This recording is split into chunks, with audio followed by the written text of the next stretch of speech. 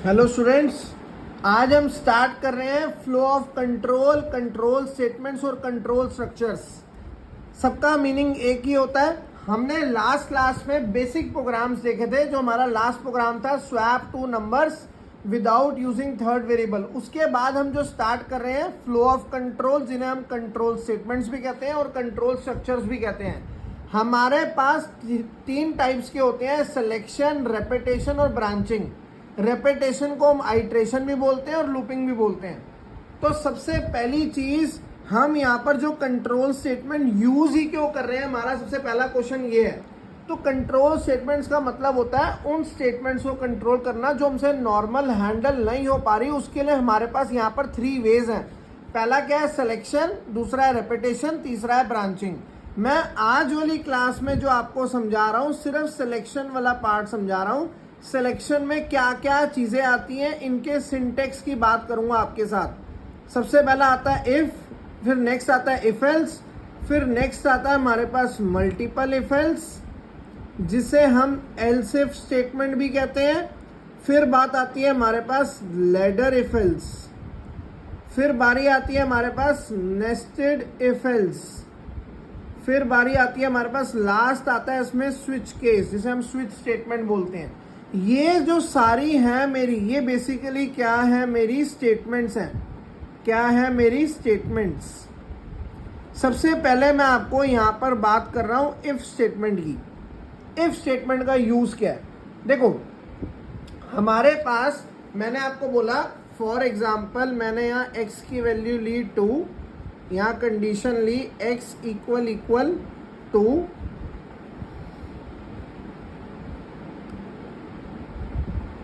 मैंने यहाँ पर प्रिंट करा %d,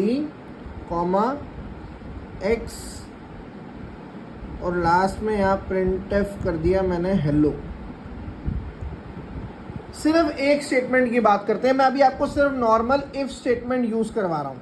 x की वैल्यू मेरी यहाँ पर क्या है, 2। यहाँ पर मैंने डिक्लेयर कर लिया int x equal to 2। If x equal to, if में हमेशा डबल इक्वल आता है, कभी भी सिंगल इक्वल नहीं आता, ध्यान रखना। इफ में हमेशा डबल इक्वल आता है, कभी भी सिंगल इक्वल नहीं आता, ध्यान रखना। मैंने x की वैल्यू 2 ली। 2 अगर 2 के कंपैरिजन है, अगर इक्वल है तो प्रिंट करेगा 2। यहाँ पर हमारी जो आउटपुट आएगी वो आउटपुट क्या आएगी, एक तो 2 आएगा, साथ में हेलो भी आएगा।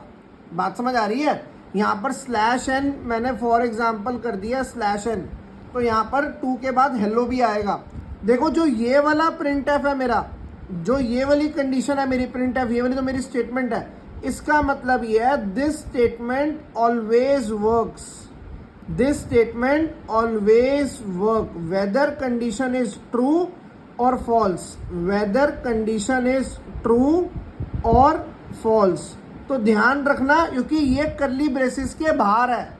तो करली ब्रेसिस के बाहर मतलब चाहे कंडीशन ट्रू हो या फॉल्स हो, ये हमेशा प्रिंट करेगा ही करेगा, जो भी यहाँ पर प्रिंट एफ में लिखा होगा। अब फॉर एग्जाम्पल मैंने यहाँ पर x की वैल्यू डाली आपकी 4। 4 इक्वल 2 नहीं होता, तो सिर्फ आंसर जो आएगा वो सिर्फ आएगा आउटपुट में हेलो। बात समझ आ रही है। क्योंकि हमारी कंडीशन फॉल्स हुई तो इस करली ब्रेसिस वाले ब्लॉक में नहीं गया, वो उसने सीधा हेलो प्रिंट कर दिया।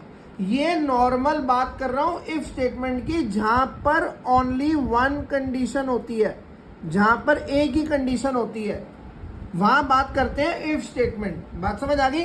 इसके बाद हम जो स्टार्ट करने वाले हैं उसका नाम क्या है हमारा, इफ एल्स। उसका नाम क्या है हमारा, इफ एल्स। देखो इसके अंदर बेसिकली क्या है, यहां पर 2 कंडीशन पे काम करती है ये। If else works on 2 condition, if else works on 2 condition। मैंने यहां पर लिखा for example int age equal to 17, if age less than 18, then मैंने यहां प्रिंट करा your age is less than 18, और इसके बाद मैंने यहां पर क्या लिया, एल्स लिया। एल्स प्रिंट एफ मैंने लिख दिया यू कैन वोट।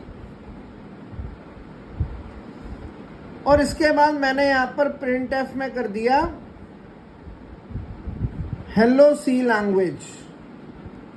देखो यहां पर दो चीजें हैं, अगर ये वाली एज कंडीशन हमारी ट्रू है, अगर 17 लेस देन 18 होता है तो आउटपुट क्या आएगी हमारी, लिखा हुआ आएगा your age is less than 18 और साथ में लिखा आएगा हेलो सी लैंग्वेज।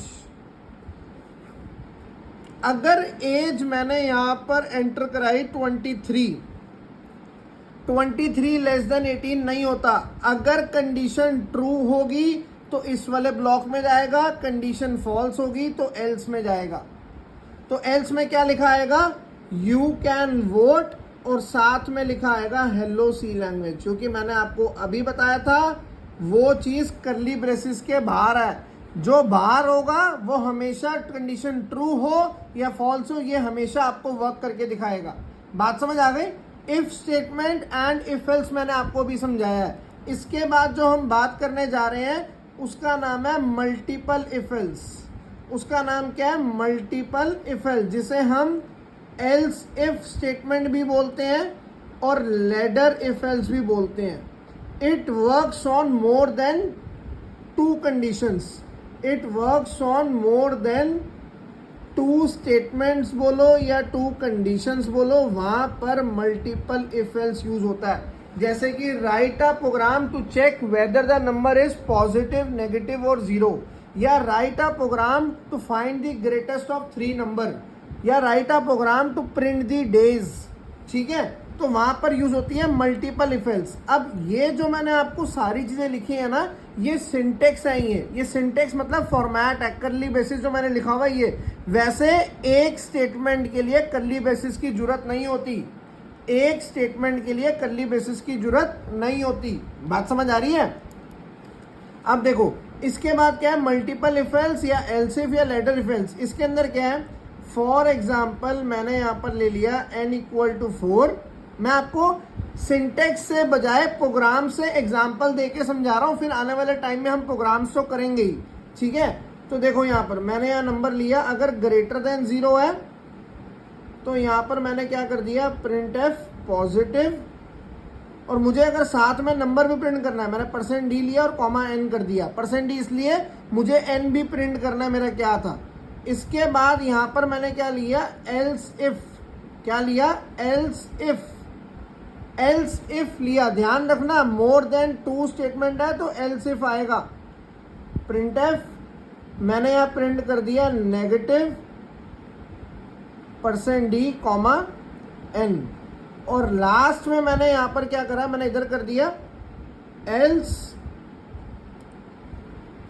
प्रिंट एफ, मैंने यहां कर दिया 0, साथ में कर दिया %d कॉमा n।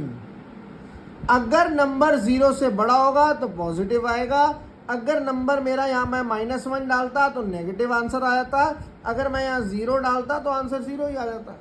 बात समझ आ रही है। तो ये बेसिकली जो मेरा प्रोग्राम था ये किस चीज का था, मल्टीपल इफ एल्स का प्रोग्राम था। मोर देन 2 कंडीशंस, एक कंडीशन, 2 कंडीशन, लास्ट में एल्स में कभी भी कंडीशन नहीं आती, बात ध्यान रखना।